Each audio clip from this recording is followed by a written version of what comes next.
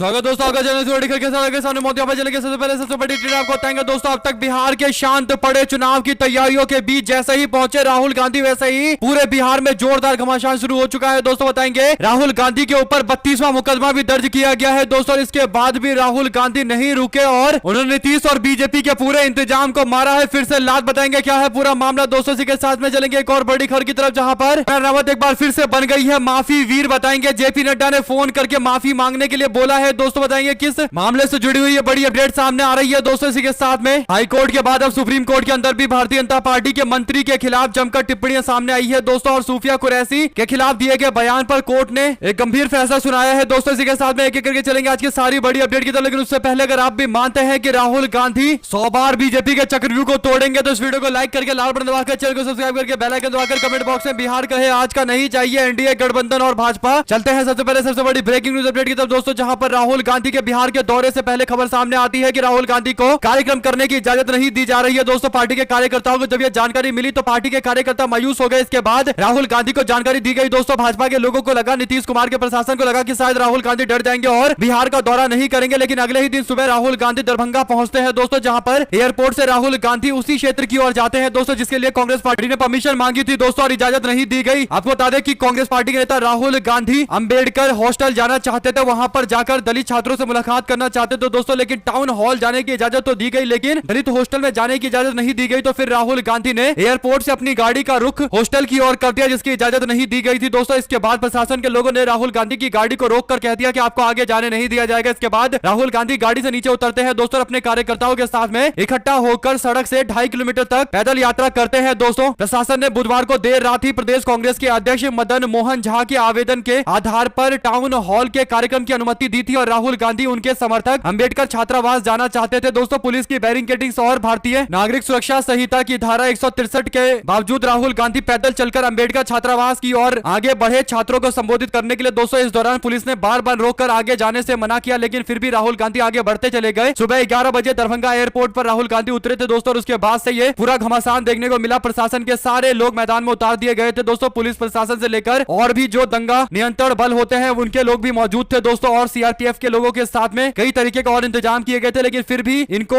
राहुल गांधी को रोक पाना मुश्किल पड़ रहा था दोस्तों। इसके बाद सैकड़ों कार्यकर्ता जिसमें कांग्रेस पार्टी के विधायक दल के नेता शकील अहमद खान, बिहार कांग्रेस के अध्यक्ष राजेश कुमार और अन्य नेता मौजूद थे। राज परिसर के चौरंगी इलाका होते हुए राहुल गांधी करीब 2.5 किलोमीटर रास्ता पैदल तय करते हैं दोस्तों। रास्ते में समर्थकों ने केंद्र और बीजेपी की जेडीयू सरकार के खिलाफ हाय हाय, डबल इंजन सरकार हाय हाय के नारे लगाए। दलित पिछड़ा विरोधी सरकार मुर्दाबाद और पुलिस के कई बार रोके जाने के बावजूद राहुल गांधी प्रशासन के सामने नहीं रुके दोस्तों और मुस्कुराते हुए अंबेडकर छात्रावास में पहुंच गए, जहां पर जाकर उन्होंने मंच पर खड़े होकर डबल इंजन सरकार को जमकर फटकार लगाते हुए कहा कि हम लोगों ने जातीय जनगणना तेलंगाना में करवाया, वैज्ञानिक तरीके से जातीय जनगणना करवाई गई, बिहार में भी इसे लागू करेंगे। प्रधानमंत्री मोदी और नीतीश कुमार इसके खिलाफ थे लेकिन हमारे दबाव में उनको करना पड़ रहा है। साथ साथ प्राइवेट संस्थान में आरक्षण का भी राहुल गांधी ने मुद्दा उठाते हुए कहा कि हिंदुस्तान के प्राइवेट कॉलेज और विश्वविद्यालयों में SC ST OBC के लिए आरक्षण होना चाहिए। प्रधानमंत्री नरेंद्र मोदी और बिहार सरकार इसे लागू करने में आनाकानी कर रहे हैं लेकिन हम इस पर पूरा दबाव बनाएंगे। SC ST OBC का पैसा जो आपको नहीं मिलता है वो आपको मिलना चाहिए। देश की 90% आबादी को उसकी ताकत समझनी होगी। सारा धन कुछ लोगों के हाथ में जा रहा है जबकि मनरेगा की सूची में सिर्फ दलित, पिछड़े और आदिवासियों के नाम होते हैं। राहुल गांधी बिहार के डबल इंजन सरकार को धोखेबाज सरकार बताते हुए पिछड़ा, दलित और अति पिछड़ा की आवाज दबाने वाला बताया गया। दोस्तों आप लोग अपनी राय जरूर लिखकर बताएगा अगर आप भी मानते हैं कि राहुल गांधी को रोक पाने में जिस तरीके से नीतीश और बीजेपी की सरकार बिहार में विफल हुई है उसी तरीके से आने वाले दिनों के अंदर इंडिया गठबंधन के सामने एनडीए वाले विफल होंगे दोस्तों। साथ साथ बिहार के दरभंगा में राहुल गांधी जो कार्यक्रम कर रहे थे दोस्तों उसी तरीके का कार्यक्रम कांग्रेस पार्टी ने पूरे बिहार में 70 अलग अलग इलाकों में किया है। यानी हर जगह अंबेडकर छात्रावास में जाकर वहां के छात्रों से मुलाकात कर रहे थे पार्टी के नेता दोस्तों। यानी एक पूरा राज्यव्यापी कार्यक्रम चल रहा था जिसे रोकने के लिए तमाम कोशिशें की गई। ऐसे में जब राहुल गांधी से पूछा गया कि आपके ऊपर धारा 163 के उल्लंघन के तहत एक नया मुकदमा दर्ज किया गया है, इस पर आपकी क्या राय है, तो उन्होंने कहा कि अब तक मेरे ऊपर 30 से 32 केस हो चुके हैं। ये मेरे लिए एक मेडल होता है, मैं इसे पूरी तरीके से स्वीकार करता हूं। ये मेडल है जो मुझे मिलता जा रहा है, मुझे कोई दिक्कत नहीं है। अगर आप भी मानते हैं दोस्तों कि नेता प्रतिपक्ष राहुल गांधी के खिलाफ जितनी कोशिश कर ले सफलता इन्हें कभी मिलने वाली नहीं है तो अपनी राय जरूर लिखा जाएगा दोस्तों। वहीं पर राहुल गांधी के दौरे से पहले नीतीश कुमार अपने कई सारे अधिकारियों और मंत्रियों के साथ बैठक करने लगे दोस्तों। नीतीश कुमार के मंत्री विजय चौधरी के आवास पर ये सारे नेता एक साथ बैठे और अधिकारी भी इसमें मौजूद थे। मुख्यमंत्री नीतीश कुमार एकाएक वरिष्ठ मंत्री वीरेंद्र यादव के आवास पर भी पहुंच जाते हैं और सीएम के वहां जाने से पहले कोई प्लानिंग या तैयारी नहीं थी दोस्तों। विजेंद्र यादव से हालचाल पूछा गया, उनके स्वास्थ्य के बारे में जानकारी भी ली है दोस्तों उन्होंने, लेकिन अचानक से सुबह सुबह हो रही बैठक से पता चल गया था कि राहुल गांधी के दौरे को लेकर जरूर ये बातचीत की गई होगी और अधिकारियों को आदेश दिया गया होगा कि राहुल गांधी अपने कार्यक्रम में सफल ना हो सके, यानी मुख्यमंत्री से लेकर अधिकारी सबने पूरी ताकत लगा दी, लेकिन राहुल गांधी सफल हो गए। उन्होंने अपना कार्यक्रम किया, अंबेडकर आवास में जाकर कार्यक्रम किया। साथ साथ दोस्तों बिहार चुनाव से पहले एनडीए में कई नेता नाराज चल रहे हैं, जो चाहते हैं कि वो अपनी पार्टी बदले और इंडिया गठबंधन के साथ में आ जाए। आरजेडी के प्रवक्ता मृत्युंजय तिवारी ने दावा किया है कि बिहार एनडीए में चुनाव से पहले भगदड़ मचने वाली है। मृत्युंजय तिवारी कहते हैं कि सामाजिक न्याय परिचर्चा का सकारात्मक प्रभाव एनडीए पर भी पड़ रहा है। उसके कई सारे नेता अब इंडिया गठबंधन की ओर रुख करना चाहते हैं, क्योंकि उनको पता है कि सामाजिक न्याय की असली अवधारणा को धरातल पर उतारने का काम अगर कोई करता है तो वो इंडिया अलायंस है। इसीलिए इंडिया अलायंस के साथ में आएंगे तो वाकई उन्हें पता चलेगा कि सामाजिक न्याय के लिए काम हो रहा है। आप लोग अपनी राय जरूर लिखकर बताएगा दोस्तों इस पूरे मामले पर। वहीं पर सीमांचल में आरजेडी की तैयारियां शुरू हो चुकी है। बुधवार को अररिया के अंदर जोकीहाट विधानसभा में आरजेडी ने विधानसभा स्तर की बड़ी बैठक की है। दोस्तों तेजस्वी यादव को सीएम बनाने के लिए कार्यकर्ताओं को जुटान का आह्वान किया गया था। बिहार चुनाव की तैयारियों में सभी गुट आपस में बातचीत कर रहे हैं। दोस्तों सीमांचल का रण इस बार भी दिलचस्प होने वाला है। आरजेडी ने भी बैठकों का दौरा करना शुरू कर दिया है। दोस्तों सामाजिक न्याय परिचर्चा बुधवार को की गई, जिसमें आरजेडी के पूर्व मंत्री ललित यादव ने आरजेडी के कार्यकर्ताओं को संबोधित किया। उन्होंने कहा कि आरजेडी बिहार की वर्तमान सरकार को उखाड़ फेंकने में सक्षम है। आरजेडी की विधानसभा स्तरीय सामाजिक न्याय परिचर्चा में कई सारे नेता और मौजूद रहे। दोस्तों कुल मिलाकर एक विधानसभा वार परिचर्चाएं की जा रही है। दोस्तों इसके साथ में राहुल गांधी को ज्ञान देने आ गए विनोद कापड़ी। राहुल गांधी ने अंबेडकर छात्रावास में कहा था कि नरेंद्र मोदी से हमने कहा कि तुम्हें संविधान का सम्मान करना पड़ेगा, तुम्हें जातीय जनगणना करवानी पड़ेगी और तुम्हें दलितों का सम्मान करना पड़ेगा, उनके लिए सामाजिक न्याय सुनिश्चित करना पड़ेगा। इसके बाद नरेंद्र मोदी ने संविधान के ऊपर माथा टेकना शुरू कर दिया और उसके बाद नरेंद्र मोदी ने सामाजिक न्याय के लिए जातीय जनगणना का फैसला लिया। लेकिन ये फैसला जब तक लागू नहीं होगा तब तक कांग्रेस पार्टी लगातार दबाव बनाती रहेगी। राहुल गांधी ने कई और बड़ी बातें कही है दोस्तों, लेकिन राहुल गांधी ने अपने संबोधन में नरेंद्र मोदी को आप की जगह तुम बोलकर संबोधित किया और इसी से अपने आप को निष्पक्ष बताने वाले विनोद कापड़ी कहने लगे कि विपक्ष के नेता के तौर पर प्रधानमंत्री नरेंद्र मोदी के लिए आपकी यह भाषा उचित नहीं है। राहुल गांधी को ज्ञान दे रहे हैं दोस्तों कि राहुल गांधी तू तड़ा क्यों बोल रहे हैं प्रधानमंत्री के लिए, जबकि ऐसे लोगों को नरेंद्र मोदी को ज्ञान देना चाहिए जो राहुल गांधी को लेकर ना जाने क्यों नेता बनने की कोशिश कर रहे हैं। दोस्तों अपनी राय जरूर लिखकर बताएगा। वहीं पर कंगना रनावत को बार बार कोई ना कोई माफी वीर बना देता है। दोस्तों एक बार फिर से कंगना रनावत इंटेलिजेंट बनने की कोशिश कर रही थी, लेकिन अंतोगत्वा बना दिया गया उनको माफी वीर। हुआ ये दोस्तों कि कंगना रनावत ने एक ट्वीट किया। इस ट्वीट में वो लिखती हैं कि हम अपने नेता को